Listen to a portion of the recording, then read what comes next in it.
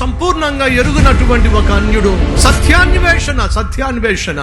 మనిషిని సృష్టించిన వాడు ఎవరు, మనిషిని రక్షించగలిగిన వాడు ఎవరో సత్యాన్వేషణ చేస్తున్నాడు. ఆ విషయం సమరయ పట్టణంలో ఉన్నటువంటి ఫిలిప్పుకు తెలియదండి, కానీ ప్రపంచాన్ని పరిపాలిస్తున్న దేవునికి తెలుసండి.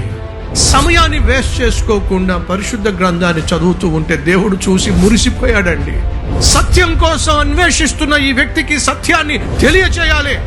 కాబట్టి వేల మంది మధ్య సువార్త సేవ చేస్తున్నటువంటి ఈ ఫిలిప్పును నువ్వు వెళ్ళు, సత్యము కోసం వెతుకుతున్నటువంటి ఆ వ్యక్తికి నువ్వు వెళ్ళి సత్యాన్ని తెలియచేయి. ఆదియందు వాక్యం ఉండెను, వాక్యము దేవుని యొద్ద ఉండెను, వాక్యమే దేవుడై ఉండెను, ఆ వాక్యమే కృపా సత్య సంపూర్ణునిగా మన మధ్య బయలుపరచబడెను. ఆ వాక్యమే ప్రభు అయిన యేసుక్రీస్తు.